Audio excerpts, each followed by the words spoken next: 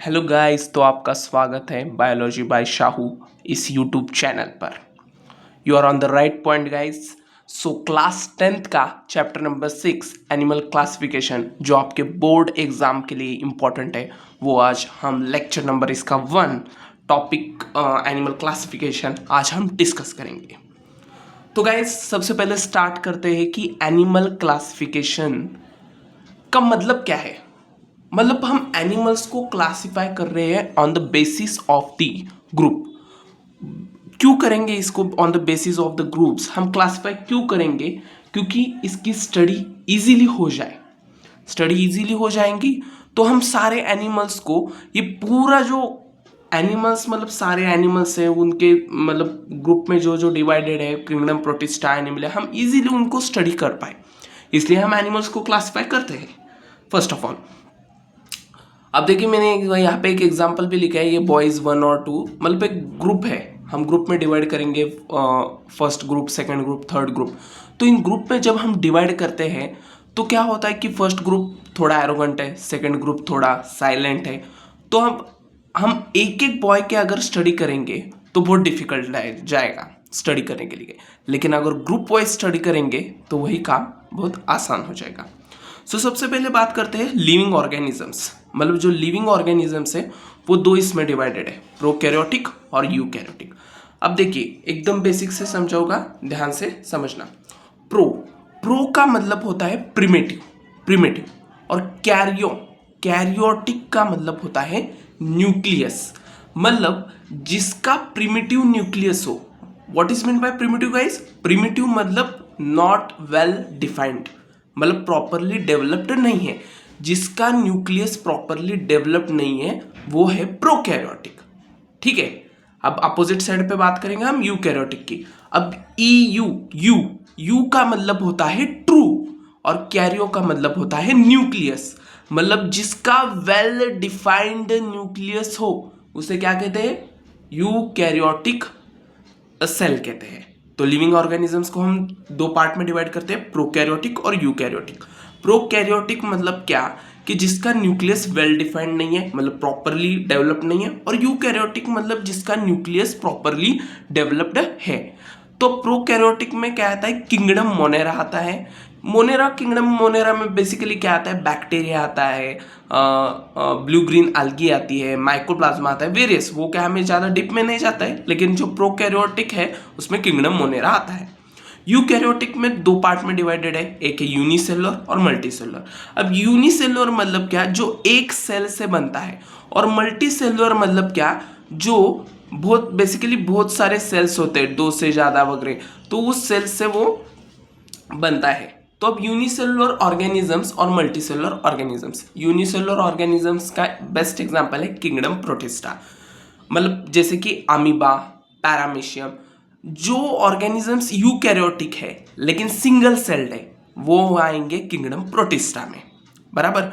Kingdom protista में बहुत सारे एग्जांपल्स है, dinoflagellates, diatom, amoeba, paramecium, euglena. और मल्टीसेलुलर मतलब जो दो से ज़्यादा से एक से ज़्यादा सेल से बने हुए ऑर्गेनिजम्स है। अब उसमें भी दो कैटेगरी वाइज है, विद सेल और विदाउट सेल वॉल। अब जो विदाउट सेल वॉल है हम तो बचपन से ही पढ़ते आए 7th स्टैंडर्ड से। विदाउट सेल वॉल कौन है? एनिमल्स है। और जो विद सेल वॉल है वो कौन है? प्लांट्स और फंजा है। तो विदाउट सेल वॉल में क्या आएगा? Kingdom animalia.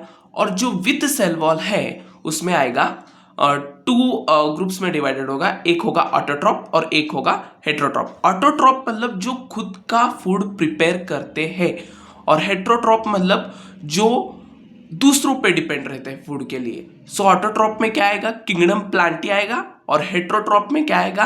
किंगडम फंजा आएगा।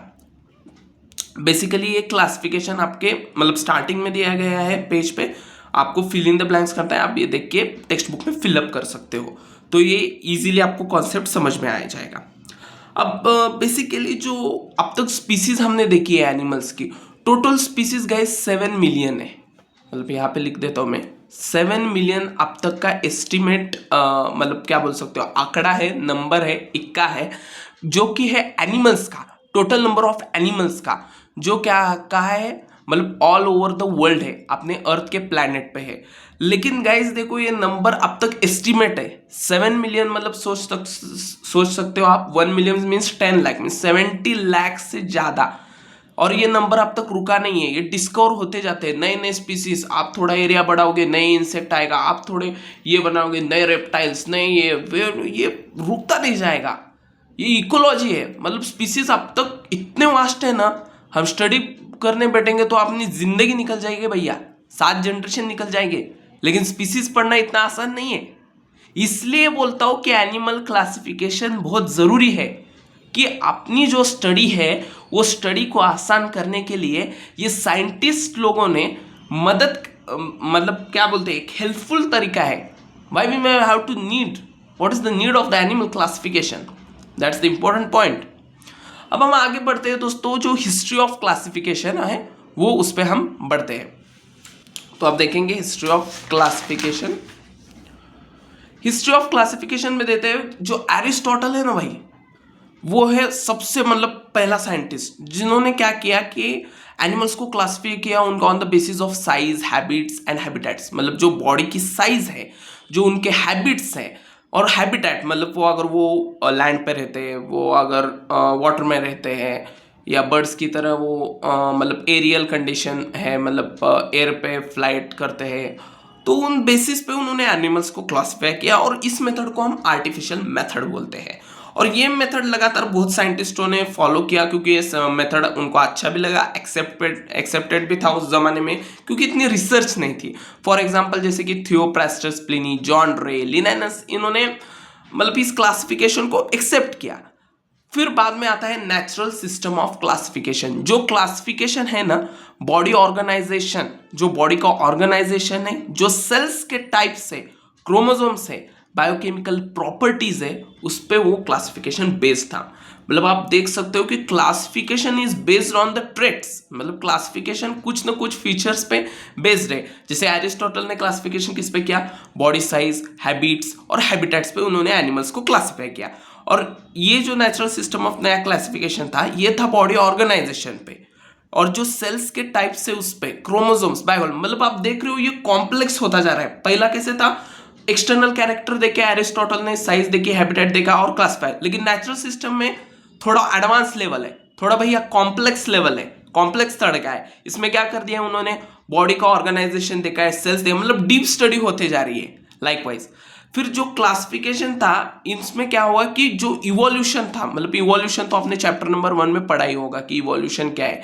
It is a gradual change जो कि millions of years slowly occur होती है और होते जाते, जैसे कि ह्यूमन इवोल्यूशन और बहुत सारे हम इवोल्यूशन देखते हैं हर ऑर्गेनिज्म में। तो ये क्लासिफिकेशन बेस्ड ऑन इवोल्यूशन किसने दिया था, डॉब्झांस्की एंड मेयर, ये साइंटिस्टों ने दिया था। और जो रिसेंटली मतलब एक 1990 के आसपास बोलो, जो क्लासिफिकेशन है वो है कार्ल उस का, जिन्होंने प्रपोज किया था एनिमल क्लासिफिकेशन। मतलब वो बेसिकली 3 डोमेन क्लासिफिकेशन था, मतलब 3 इसमें, उसमें उन्होंने 3 डोमेन में क्लासिफाई किया था।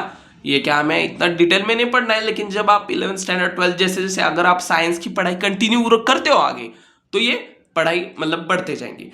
तो आज की इस वीडियो हमने क्या देखा कि फर्स्ट ऑफ ऑल हमने देखा कि एनिमल्स का क्लासिफिकेशन क्यों करते हैं, हमने चैप्टर का मीनिंग समझा, एनिमल्स को क्लासिफाई कैसे किया जाता है on the basis of prokaryotic, eukaryotic, और फिर हमने देखा history of classification. Next video में हम देखेंगे इसका आगे का topic. So continue your study, bye bye.